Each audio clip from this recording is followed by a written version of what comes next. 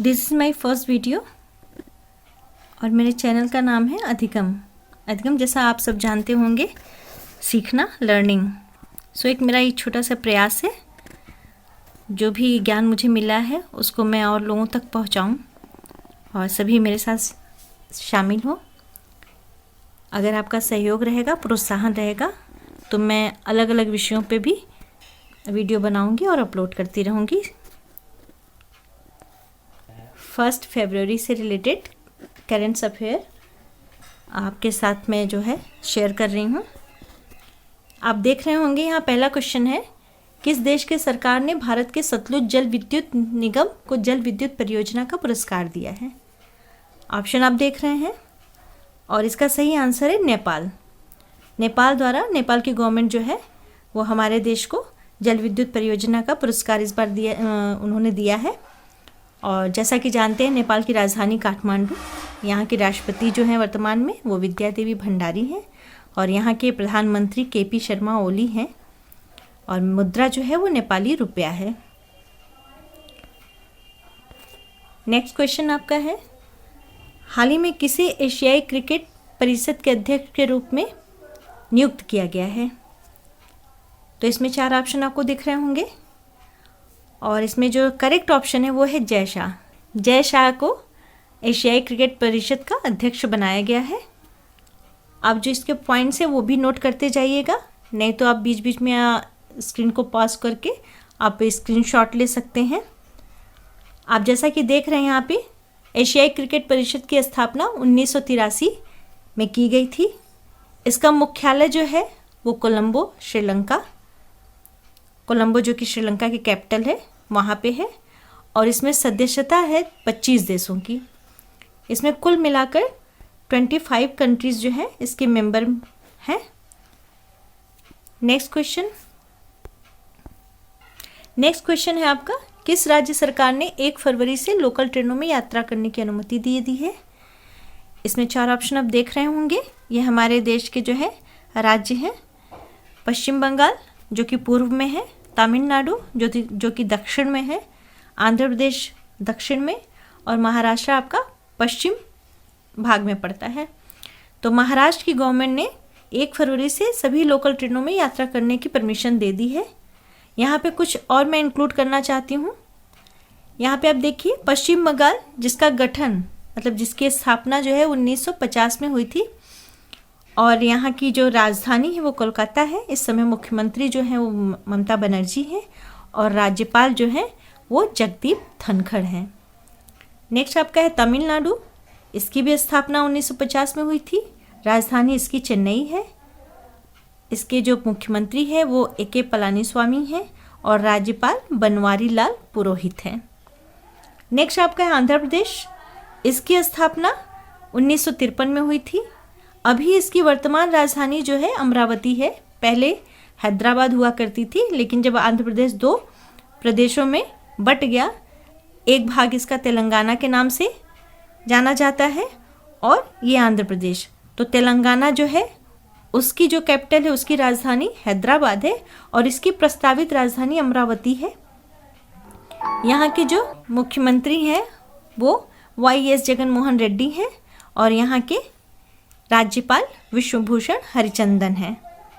Next आपका महाराष्ट्र है। महाराष्ट्र जिसकी स्थापना 1960 ईस्वी में हुई थी। यहाँ की जो कैपिटल है वो मुंबई है। यहाँ के जो मुख्यमंत्री हैं उद्धव ठाकरे और जो यहाँ के राज्यपाल हैं वो भगत सिंह कोश्यारी हैं। इस तरह से ये आपका क्वेश्चन 1 फरवरी से लोकल ट्रेनों में यात्रा करने की अनुमति देने वाला जो राज्य है वो महाराष्ट्र है। नेक्स्ट क्वेश्चन, हाल ही में भारत में स्कूली शिक्षा में सुधार के लिए भारत ने किस संस्था के साथ 500 मिलियन अमेरिकी डॉलर के कार्यक्रम पर हस्ताक्षर किया है? तो इसमें आप यहाँ पे 4 संस्थाएं देख रहे हैं।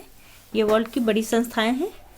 ऑप्शन है इसमें ए है WHO World Health Organization, B World Bank, C IMF International Monetary Fund और D UNICEF United Nation Children Fund. तो इसमें जो राइट आंसर है आपका वो है वर्ल्ड बैंक। अब किसका, इनका गठन, इन जितनी भी संस्थाएं दी गई हैं उनका गठन और उनका मुख्यालय और उनके अध्यक्ष जो हैं वो भी आप जान लीजिए। वर्ल्ड बैंक, इसकी स्थापना जो है वो 1944 वाशिंगटन डीसी यूएसए अमेरिका में हुई थी और इसके अध्यक्ष जो है वर्तमान में है डेविड मालपास। आपका सेकेंड है आईएमएफ, इंटरनेशनल मॉनेटरी फंड, इसकी स्थापना जो है वो 1945 में हुई और ये भी वाशिंगटन डीसी यूएसए और इसके जो अध्यक्ष हैं वो है क्रिस्टालिना जॉर्जीवा। नेक्स्ट आपकी जो संस्था है वो यूनिसेफ, 1946 में इसकी स्थापना हुई है और न्यूयॉर्क यूएसए में इसका मुख्यालय है और इसके अध्यक्ष जो है वो हेनरिटा एच फोर हैं। WHO 1948 में इसकी स्थापना हुई और इसका जो मुख्यालय है वो स्विट्जरलैंड के जिनेवा में है और इसके जो वर्तमान अध्यक्ष हैं वो है टेड्रोस अधनोम। नेक्स्ट क्वेश्चन, कौन सा राष्ट्र 2022 महिला एशियाई कप की मेजबानी करेगा? आपके ऑप्शन आपको दिख रहे हैं, मलेशिया, दक्षिण अफ्रीका, श्रीलंका, भारत। तो भारत 2022 में महिला एशियाई कप की मेजबानी करेगा, होस्ट करेगा और ये जो गेम है वो आपका 20 जनवरी से लेकर 6 फरवरी तक खेला जाएगा और इसमें टीमों की संख्या होगी 12, मतलब 12 एशियाई देश जो है इसमें शामिल होंगे।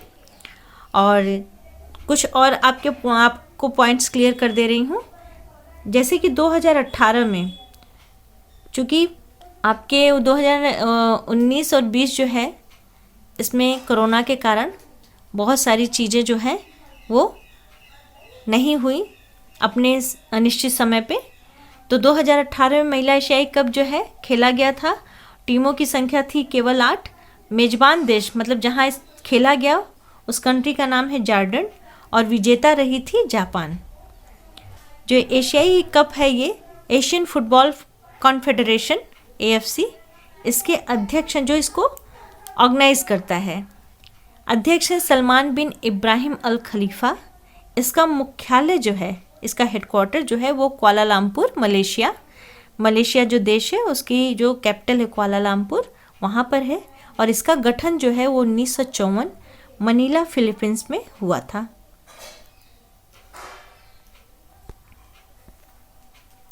नेक्स्ट क्वेश्चन, कौन सी दूरसंचार कंपनी भारत में पहली बार 5G नेटवर्क के संचालन को प्रदर्शित करने के लिए सामने आई है?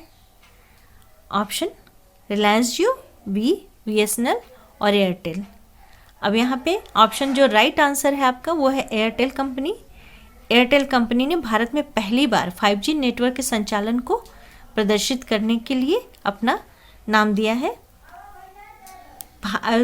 इस कंपनी का पूरा नाम है भारती एयरटेल। इसके जो CEO हैं वो हैं गोपाल बिट्ठल। संस्थापक इसके हैं सुनील भारती मित्तल। इनका नाम आप जानते होंगे, आपने सुना होगा, ये भी स्टील इंडस्ट्री में जाने माने हस्ती हैं और इसका गठन जो हुआ था वो 7 जुलाई 1995 ईस्वी को हुआ था। क्वेश्चन नंबर 7, किस देश के प्रधानमंत्री को उनकी सत्ताधारी पार्टी से निष्कासित कर दिया गया है? बांग्लादेश, जापान, नेपाल और श्रीलंका।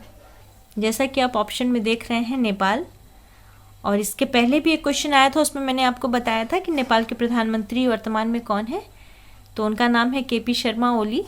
लेकिन इन्होंने संसद को जो भंग करने का फैसला लिया था उससे जो सत्तारूढ़ नेपाल कम्युनिस्ट पार्टी थी वो इनको वहाँ से निष्कासित कर दिया गया। नेक्स्ट क्वेश्चन, केरल के किस शहर में भारत का पहला जेंडर पार्क खोला गया है? यहाँ पे ऑप्शन आप देख रहे हैं, कोझिकोड, कोल्लम, कोच्चि, त्रिशूर। तो यहाँ पे कोझिकोड, जिसका पुराना नाम कालीकट, आपको याद होगा, जहाँ पे वास्को डिगामा पहली बार पहुँचा था, तो ये कालीकट जिसका अब नाम कोझिकोड हो गया है, यहाँ पे पहला जेंडर पार्क खोला गया है। इसकी शुरुआत तो हो गई थी 2013 में ही, तिरुवनंतपुरम जो कि केरला की कैपिटल है, वहाँ पे इसकी शुरुआत हुई थी। लेकिन फिर बाद में अब जो है कोझीकोड में ये बहुत बड़े पैमाने पे इस पार्क को बनाया गया है, एक बहुत बड़ा कैंपस बनाया गया है और वहाँ पे जो है जेंडर पार्क खोला गया है जहाँ पे वुमेन एम्पावरमेंट को बढ़ावा दिया गया है, महिला सशक्तिकरण को बढ़ावा दिया गया है। यहाँ पे बहुत सारी ऐसी सुविधाएं दी गई हैं, बहुत सारे ऐसे यहाँ पे सेक्टर हैं जहाँ पे महिलाओं द्वारा संचालन होता है और महिलाओं द्वारा ही वहाँ का रखरखाव होता है। यहाँ पे एक शी टैक्सी नाम से भी एक संस्था बनाई गई है, एक प्रोग्राम शुरू किया गया है जिसमें कि महिला ही ड्राइवर होगी और जो भी उसमें साधन प्रयोग किए जाएंगे उनकी वो मालिक भी होंगी, मतलब उनकी ऑनर भी वही होंगी। तो इस तरह से कोझीकोड, जिसका पुराना नाम कालीकट था, वहाँ पे भारत का पहला जेंडर पार्क, और ये भारत का ही नहीं वर्ल्ड में ऐसा पहला ये जेंडर पार्क खोला गया है। और यहाँ पे ये भी बता दें आपको हम कि केरल की स्थापना 1956 ईस्वी में हुई थी। इसकी राजधानी जो है वो तिरुवनंतपुरम है। यहाँ के जो मुख्यमंत्री हैं वो पिनरई विजयन है और राज्यपाल वर्तमान में जो है उनका नाम है आरिफ मोहम्मद खान। नेक्स्ट क्वेश्चन, किसने 2021 को Indo French year of the environment के रूप में लॉन्च किया है? अब यहाँ पे कुछ प्रमुख व्यक्तियों के नाम दिए गए हैं जिसमें से हैं आपके प्रकाश जावड़ेकर, अमित शाह, निर्मला सीतारमण, रामविलास पासवान। यहाँ पे आप देख रहे होंगे ऑप्शन प्रकाश जावड़ेकर, इन्होंने ही 2021 को Indo French year of the environment के रूप में लॉन्च किया है। और इस साझेदारी का मूल उद्देश्य है कि जो सतत विकास चल रहा है, भारत फ्रांसीसी सहयोग को मजबूत करना, वैश्विक पर्यावरण संरक्षण के पक्ष में कार्यों की प्रभावशीलता को बढ़ाना और उन्हें अधिक से अधिक दृश्यता देना, मतलब उन कार्यक्रमों को भली भांति जो है उनका क्रियान्वयन करना। यहाँ पे आपको बता दें फ्रांस, चूँकि इसमें फ्रांस का नाम आया है और फ्रांस के साथ सहयोग करके ही हमें इस कार्यक्रम को आगे बढ़ाना है। फ्रांस की राजधानी पेरिस, मुद्रा जो है वो आपकी यूरो है। यहाँ के राष्ट्रपति इस समय हैं इमैनुअल मैक्रोन और प्रधानमंत्री हैं जीन कैस्टेक्स। आज की वीडियो का लास्ट क्वेश्चन है, कौन सी संस्था शहर के कॉलेज के शैक्षणिक उपग्रह को लॉन्च करेगी? मतलब आप समझ गए होंगे, शैक्षणिक उपग्रह मतलब शिक्षा के क्षेत्र में जो अपना योगदान दे सके, शिक्षा के क्षेत्र में और ज़्यादा प्रोग्रेस हो सके, तो ऐसा एक उपग्रह बनाया गया है और वो किसके द्वारा जो है लॉन्च किया जाएगा? तो उसमें ये संस्था आप देख रहे होंगे ISRO, ISRO, Indian Space Research Organisation. इसके अध्यक्ष जो है वो के सिवान है। वर्तमान समय में इसका मुख्यालय जो है बेंगलुरु कर्नाटका में है और इसका गठन जो हुआ वो 15 अगस्त 1969 में हुआ है।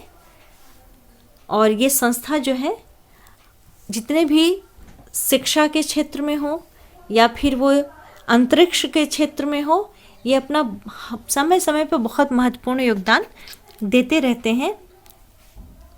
तो इस तरह से ये 10 क्वेश्चन मैंने कंप्लीट कर दिया है और मैं आशा करती हूँ कि आप सभी लोग इसको पसंद करेंगे। अगर मेरा ये वीडियो आपको पसंद आया हो तो आप प्लीज़ इसको लाइक करें, सब्सक्राइब करें और जो भी आपके कमेंट्स हैं वो मेरे कमेंट बॉक्स में आप लिख दीजिएगा और आप इसे शेयर करें। आपका कोऑपरेशन बहुत ज़रूरी है। Thanks for watching my video.